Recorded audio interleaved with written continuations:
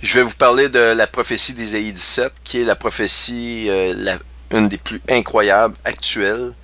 Et ouvrez énormément vos oreilles, vos yeux et votre esprit sur ce que je vais vous montrer dans les détails maintenant. Alors, je vais vous faire une partie de la lecture d'Ésaïe 18 et je vais vous montrer des preuves au fur et à mesure qu'on avance. Pour vous faire un résumé, Ésaïe 18, c'est une prophétie sur les États-Unis d'Amérique qui vont créer un chaos militaire dans une partie qui va englober l'Arabie Saoudite, les Émirats Arabes Unis, ce type de pays-là. Donc, effectivement, et la parole de Dieu nous est très claire, il s'agit d'offrandes offertes par la Babylone des derniers jours au Seigneur pour tous les crimes qu'elle a fait. Donc, autrement dit, ça va être des offrandes données au Seigneur d'une certaine façon. Mais d'autre part, c'est le début du jugement et qui va amener la destruction des États-Unis. Donc, ça confirme Daniel 8, qui nous dit que le roi de Javan, le roi des États-Unis, si vous voulez, va détruire le régime de Perse et après, ça va être sa fin, elle va être brisée et remplacée par 4 royaumes duquel l'Antéchrist va émerger. 4 cornes, duquel, dans le milieu des 4 cornes, va pousser une autre corne qui est l'Antéchrist. Alors, voici, je me lance. Ésaïe 18, version 8 secondes. Terre, où retentit les cliquetis des armes. Donc, il y a des escarmouches, il y a de la guerre. Au-delà des fleuves de l'Éthiopie. Donc, on nous donne un très bon indice ici. Au-delà des fleuves de l'Éthiopie. Alors, allons donc voir quels pourraient être ces fleuves de l'Éthiopie-là. Donc, alors ici, si on regarde les cours d'eau majeurs en Éthiopie, eh bien, le plus important, ce qu'ils appellent le Blue Nile River. C'est la rivière du Nil, le bleu. Alors, ce fleuve-là prend son origine dans le lac Tana. Je vais vous montrer c'est quoi le lac Tana, où il se situe dans l'Éthiopie. Donc, et 80% du volume de l'eau de la grande rivière du Nil, donc, se situe dans le Blue Nile qui fait partie de l'Éthiopie. Donc, le plus grand volume de l'eau n'est pas en Égypte, mais en Éthiopie. Alors, en partant de là, on va regarder, c'est le fleuve qu'on veut regarder, on nous dit des fleuves d'Éthiopie on nous parle au-delà des fleuves d'Éthiopie, donc il n'y a pas un seul fleuve, mais celui-ci, c'est un de ceux qui est situé le plus au nord de l'Éthiopie, et donc au-delà, ça veut dire au nord. Donc au nord, on va regarder qu'est-ce qu'il y a, on va voir, on a parlé du lac Tana, on le voit ici. On voit donc le Blue Nile River qui passe ici, c'est celui-ci. OK? Donc, sur une map plus officielle, donc celle-là, je vais l'effacer. Si on va en Éthiopie. Alors, en grossissant, le lac Tama, ici on le voit, qui est quand même un lac majeur au nord. On le voit ici très bien. Donc, le Nil, le Blue Nile va passer ni plus ni moins environ comme ça et s'en retourner en suivant mon curseur, si vous voulez, approximativement. Donc, au nord de ça, qu'est-ce qu'on a? Eh bien, on a l'Arabie Saoudite, le Yémen, les Émirats Arabes Unis, le Oman, le Qatar. Qatar, où es-tu, petit Qatar? Je cherche le Qatar. Qatar. Donc, tous ces pays-là, qu'est-ce qu'on a? Un petit peu plus au nord, l'Iran, l'Irak. Et la fameuse Iran qui est ici, qui est un animal, selon Daniel 8, qui faisait tout ce qu'il voulait. OK? Et donc, il fait tout ce qu'il veut, et effectivement, ils ne sont pas intéressés à des milliards de dollars, ils ne sont pas intéressés à faire une paix. Ils sont intéressés à une chose, les psaumes 83 nous le disent, envoyer le peuple juif, les tuer, les incinérer, prendre leurs cendres et les garrocher dans l'océan pour qu'on n'en entende plus jamais parler. C'est exactement ce qu'ils veulent. Et selon leurs croyances, ils vont se donner en sacrifice dans une guerre pour faire émerger leur Mahdi, qui va être l'Antéchrist. Alors donc, ceci étant dit, je vous parle de l'Arabie Saoudite, Yémen et Qatar et ces pays-là au nord de l'Éthiopie. Remarquez bien, c'est moi qui vous montre ça, mais c'est Ésaïe 18 qui vous le dit. Terre où retentit les cliquetis des armes. Donc, il y a de la guerre, dans une région de la Terre qui se situe au nord de l'Éthiopie. Je vous ai montré tous ces pays-là. Alors, regardez bien la suite, vous allez être surpris. Et c'est là que ça devient intéressant. Écoutez bien. Donc, le bruit des armes au-delà du fleuve d'Éthiopie. Je vous ai montré l'Arabie Saoudite, Qatar, etc. L'Iran est impliqué là-dedans, tous ces pays-là. Toi qui envoies sur mer des messagers dans des navires de joncs voguant à la surface des eaux. Des navires de joncs à la surface des eaux. De façon moderne, à qui vous pouvez penser? On pense aux États-Unis, avec leur fameuse flotte de porte-avions. Ils ont la plus grande flotte de porte-avions dans le monde, même encore actuellement. On parle de 11 porte-avions géants, alors que des pays qui en ont à peine 2 ou 3, ou même 1. C'est énorme. Et donc, c'est une force militaire navigable d'une puissance inouïe. Alors donc, ici, le Seigneur, à qui il s'adresse évidemment à la Babylone des derniers jours. Mais ce n'est pas tout, vous allez voir pourquoi ça revient sur la Babylone. Il y a plusieurs prophéties sur la Babylone qui sont un petit peu, je vais dire entre guillemets, masquées dans les prophéties. Alors donc, toi qui envoies sur mer des messagers dans les navires de joncs voguant à la surface des eaux, et ici il s'adresse à quelqu'un d'autre. Il dit, allez, messager rapide, vers la nation forte et vigoureuse, vers ce peuple redoutable. Le peuple redoutable, c'est celui qui a les navires, depuis qu'il existe. Ah, tiens, c'est un peuple donc qui n'a pas toujours existé depuis la fondation du monde. La Perse, oui. On parle que le Moyen-Orient est le nid du monde, si vous voulez, le berceau du monde. Donc la Perse est issue de ce berceau-là. Est-ce que les États-Unis sont issus du berceau du monde? Absolument pas. D'ailleurs, dans les caractéristiques de la Babylone, ça nous dit que c'est la plus jeune des jeunes ou des nouvelles nations du monde et la plus puissante. Donc, c'est une nation qui prend naissance parmi les nations pendant le temps des nations. Donc, mais ça devient aussi une nation redoutable. Donc, allez, messagers rapides, je le mentionne ici, allez vers cette nation forte et vigoureuse, vers ce peuple redoutable. Donc, pendant qu'il y a une guerre au-delà des fleuves d'Éthiopie, on nous dit, toi qui envoies sur des mers les messagers, des navires, donc ça va se faire à l'aide de navires, alors inutile de comprendre, de s'étonner que la Bible nous dit que le bouc ne touche pas la surface des eaux. Parce que oui, il touche la surface des eaux avec ses bateaux, mais de ces bateaux, il va envoyer ils sont équipés de missiles et de plusieurs avions et de bombardiers. Et donc, ils ne toucheront pas, à ce moment-là, la surface de la Terre. Et ils possèdent aussi un armada de navires. On le voit ici. Donc, Dieu demande et ordonne à des messagers rapides d'aller vers cette nation forte et vigoureuse, vers ce peuple redoutable depuis qu'il existe, le peuple qui dit « Ah, qui va me renverser? Je suis fort, fort, fort parmi les nations. » Donc, nation puissante qui écrase tout et dont le pays est coupé par des fleuves. Caractéristique importante, un des pays les plus recoupés par des fleuves, on parle de fleuves majeurs, on a déjà parlé au Mississippi, pour n'en nommer qu'un seul, ce sont les États-Unis d'Amérique. Alors donc, il y a des cliquetis d'armes causés par le pays qui a des bateaux, et le Seigneur nous implique des messagers rapides et il leur ordonne d'aller vers ce pays-là, évidemment pour les détruire.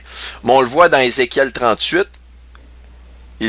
dans la guerre de Gog et Magog, dès le départ, un sombre projet arrive dans le cœur de Gog, dans le pays de Magog, et il va vers là où il n'y a pas de barrière, là où il y a des grandes villes, ils se sentent en sécurité, là où ils vont vivre, et ils vont les détruire très très très rapidement en 1 heure, ok? Et donc on revoit le même pattern ici, mais là on nous donne des explications supplémentaires, des détails supplémentaires de l'endroit et de l'implication du moment que ça va arriver, parce que la Babylone ici, qui possède des armadas de navires, va se faire attaquer au moment où on va entendre ces cris de guerre-là, ou ces cliquetis d'armes qui se situent au nord de l'Éthiopie.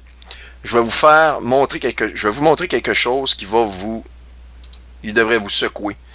Ici, je vous ai montré tout à l'heure, ils ont dépêché 4 B-52 au Moyen-Orient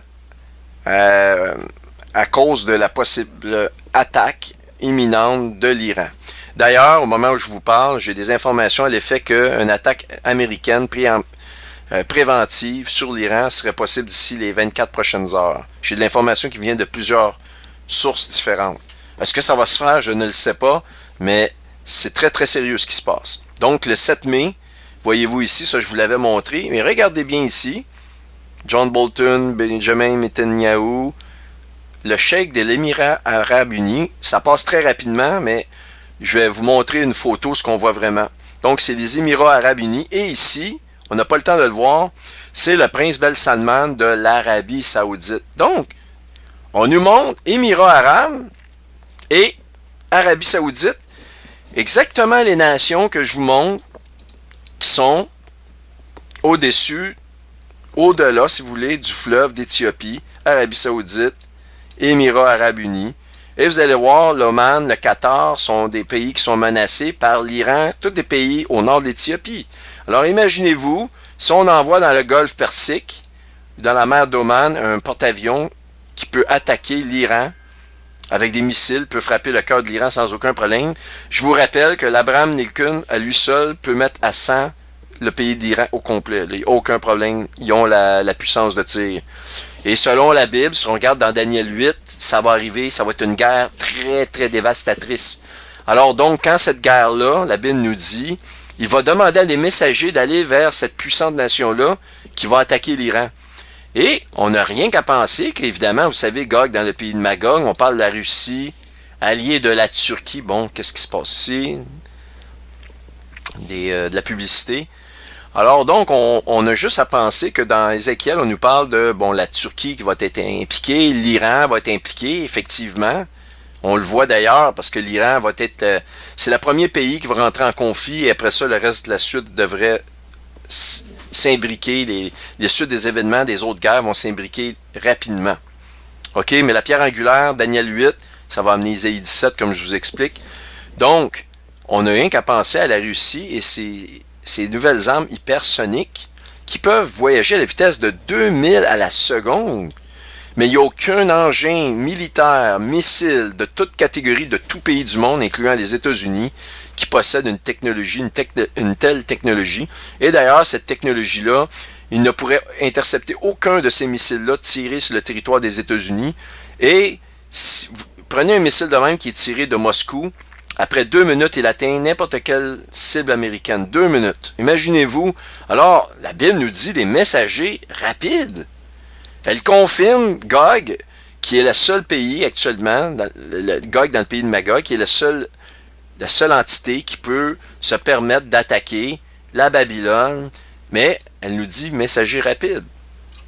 Donc, lorsqu'on parle de messager ici, vous êtes bien sûr que si vous voulez envoyer à votre pays rival, comme quoi que vous êtes en guerre avec lui, vous pouvez y envoyer des messagers rapides, et ces messagers-là ne sont pas nécessairement des personnes, ça peut être des missiles à tête nucléaire, puis vous les recevez sur votre tête, et le message est passé rapidement. C'est dans ce sens-là qu'il faut le voir. Et donc, la nation puissante qui écrase tout, le Seigneur dit, allez, messager rapide, vers cette nation qui écrase tout, et dont le pays est coupé par les fleuves. On nous parle des États-Unis ici. Et on nous parle des États-Unis et qu'il y a un moment où le cri des armes retentit dans les pays de l'Arabie saoudite, l'Iran, etc., Oman, le Qatar, etc. Donc, ici, les 4 têtes, comme vous voyez, ce sont effectivement le cheikh des Émirats arabes. J'ai une photo ici. Attendez, pas cette photo-là. Je vais vous montrer une autre photo qui va être très révélatrice sur les 4 personnes clés qui apparaissent ici.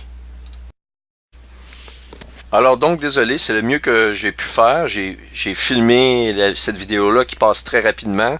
J'ai obtenu la meilleure image ici, la plus claire. Désolé, c'est le mieux que vous allez avoir. Vous voyez carrément ici le cheikh Khalifa Ben Zayed Al Nahyan des United Arab Emirates President. Ça, donc, c'est les Émirats arabes unis, c'est le président. Donc, les Émirats arabes, pourquoi qu'ils vous montrent ces images-là? Reliées à une annonce de CBS sur l'envoi des bombardiers, vous allez comprendre.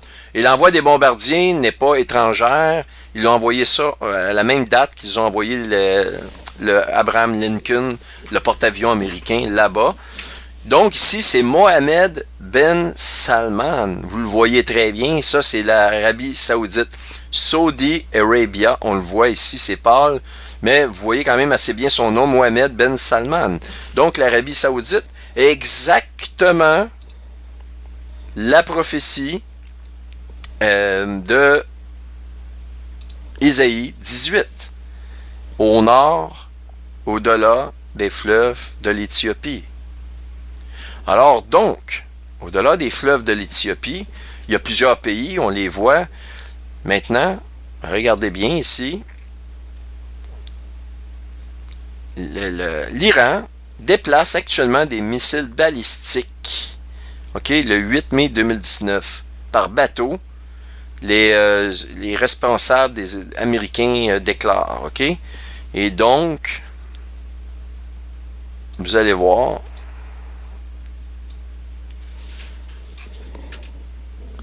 Ici, que le Pentagone croit qu'actuellement, les déplacements ou les actions du pays de l'Iran pourraient mettre les forces de coalition américaines à risque en Arabie Saoudite, au Bahreïn, Qatar. Tous ces pays-là, il y a des bases militaires américaines et actuellement, mes sources, et là vous les avez ici, moi j'ai d'autres sources qui me confirment que c'est en train de se faire au moment où je vous parle, et ils sont pointés sur l'armée américaine, et que si jamais ils les envoient, même s'il y a la présence du Abraham Lincoln et des forces américaines, il y aurait énormément de morts et de dégâts au niveau de ces bases-là. Ils ne pourraient pas intercepter ces missiles-là, ça serait dévastateur.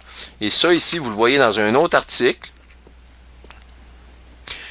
OK, le 6 mai, de quelle manière l'Iran pourrait attaquer les États-Unis dans une guerre? Puis ça dit and it won't be pretty, et ça sera pas du joli. On le voit ici, c'est un autre article qui nous explique. Et ces pays-là, donc du Qatar, OK, le Qatar qu'on voit ici, Bahreïn, voyez-vous, une autre position qui sont très proches de l'Iran, l'Arabie Saoudite elle-même, et d'autres pays alliés des États-Unis seraient actuellement menacés par le régime iranien.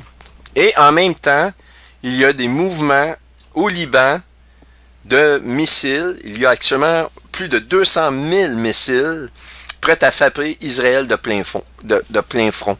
Donc, cette prophétie-là de Isaïe 18 est extrêmement importante. C'est pour ça que je vous dis, je sais que je suis pas rapide, je vous prends un paragraphe à la fois, mais c'est pour vous montrer que juste dans un paragraphe comme ça, il y a énormément de matériel que vous devez prendre en compte qui se produit maintenant.